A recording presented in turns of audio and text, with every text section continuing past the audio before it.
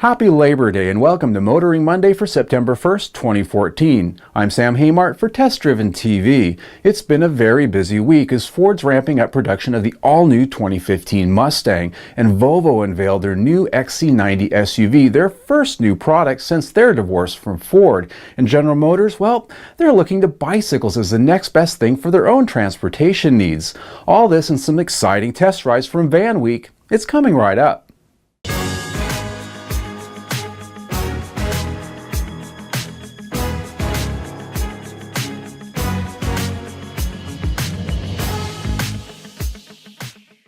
Ford's Flat Rock plant began churning out the all-new 2015 Mustang this week, putting the final candle in the pony car's 50th birthday cake.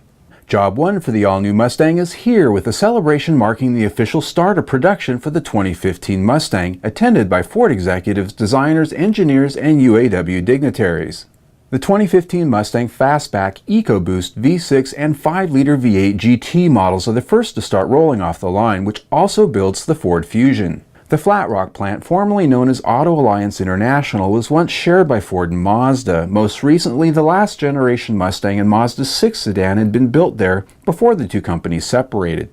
The first batches of production will be primarily for the North American market, with global export models slowly phasing in over the coming 12-month period. While the line has actually been moving for a short time, Job 1 is the official moment where the cars are actually released to start shipping beyond the chain link fence. What this means to you and me is that the all-new Mustang is being loaded on rail cars right now and headed to our local dealerships. Be on the lookout. Volvo this week pulled cover off their first all-new product since their divorce from Ford, the XC90 luxury crossover SUV. A very important product for Volvo, the new XC90 is built upon the company's new scalable product architecture, which a number of other new cars will be built from. While always known for safety, the brand is reinventing itself to also be about environmentally friendly and highly efficient powertrains like their all-new Drive-E engines. Case in point, the most powerful version of the new XC90 will be the T8, a model once equipped with the V8 engine. The new one has a supercharged and turbocharged 4-cylinder engine mated with an electric motor. The combination offers some 400 horsepower, and with a plug-in hybrid battery should offer the kind of fuel economy we once attributed to a Prius. The interior also promises a new era for Volvo with the highest quality materials, all-new dash design for infotainment, and a host of new driver assistance and safety systems.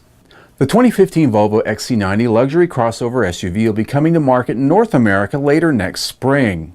Now Dodge, they've been making headlines in the muscle car wars all summer long, and the hits, well, they just keep on coming.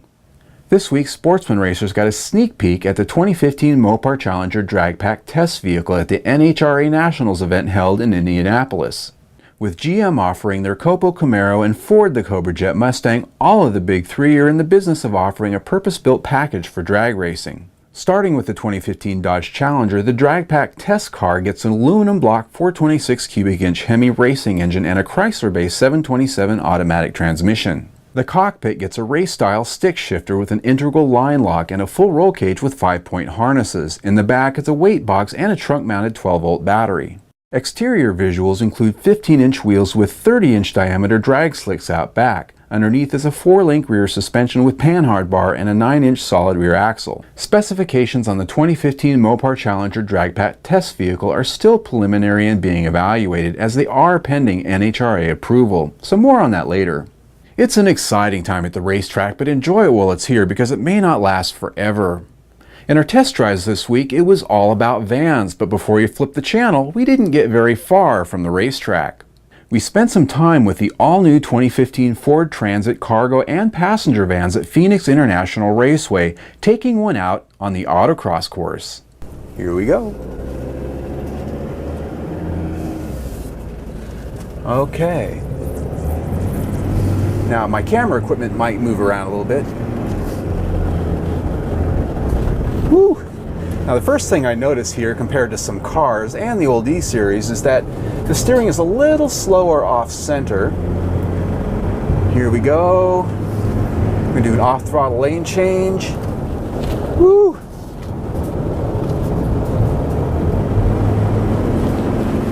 Okay, not bad. On the brakes.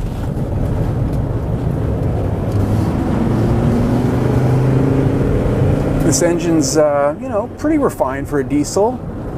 On the brakes here, we got a sharp corner coming up. Oh, now the slalom. The steering is actually quite slow off center, very European. I guess that you would expect that in a cargo van. Nice tight corner here. And another one. Boy, these curves are really something. This would be an interesting vehicle to take out on a mountain road. There. Finished. Now, we didn't time this, but I bet it was probably the fastest. In all seriousness, we sampled the entire lineup of 2015 Ford Transit vans for a full review. The new Transit replaces the aged Econoline vans, which haven't changed much in the last 40 years, and it's a very welcome replacement indeed. We also this week tested the 2014 Toyota Sienna minivan. Offering creature comforts above and beyond the expected, we were treated like royalty in Toyota's top-end people hauler. With options like a widescreen entertainment system, reclining second-row seats with flip-up ottomans, and full panoramic roof, it was hard not to be comfortable in it this week, at least if you were a passenger. Driving the Toyota Sienna wasn't a racetrack experience, but it does provide a comfortable and refined driving character. Ours was optioned with all-wheel drive, which should do well for our friends up in winter states. For these and many other test drive reviews, log on to testdriven.tv or our YouTube channel. Now, in a reality check segment this week, General Motors announced they solved some of their own internal personal transportation problems, not with cars, but bicycles. Teaming with known bike-sharing program Zagster, the automobile makers implemented a fleet of bicycles at their Warren Tech Center campus to make travel at their facility easier for employees. We've partnered with Zagster to establish a bike share program on our campus at the Tech Center. We've got people traveling between dozens of buildings on campus here, and this is just a great way to promote healthy lifestyles and engage our employees. Anybody that's dealt with the frustration, especially parking at the busier facilities, the time it takes to, weave through a parking lot to find a space and then give up and park, I kid you not, a quarter mile from the door. I mean, a lot of people, I'm sure, could be wasting 30 to 60 minutes a day. Hopping on these bikes, in my experience, my typical bike ride is somewhere between 3 and 5 minutes. It's convenient, it's easy, it's nice getting out, feeling a little breeze. We're trying to sell vehicles to people in mega cities, densely populated, congested cities. Today's traditional business model of selling vehicles to individual consumers is under threat, not just through social issues like local air pollution and congestion, but also through new trends and new mindsets with people, with sharing economy. And we're not afraid of that. We're embracing it. While I agree with everything they're saying, it's eye-popping to hear the people that design our cars talking about the bicycle being a better option in many instances. Times are changing. Well, maybe this little experiment can actually get General Motors to look at maybe building bicycles or other small personal mobility devices that could put the company ahead of the curve.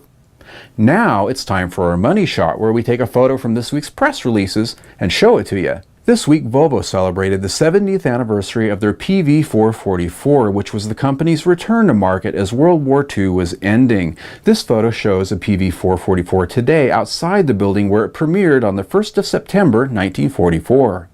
Well, that's it for Motoring Monday, folks. Happy Labor Day, and before you go, click on the link to subscribe to our YouTube channel. There, you're going to get updates on our latest reviews, our test drives, and Motoring Monday episodes. You can also follow us on Google, Twitter, and that Facebook by simply searching Test Driven TV there or clicking on the buttons on our website. They're right there.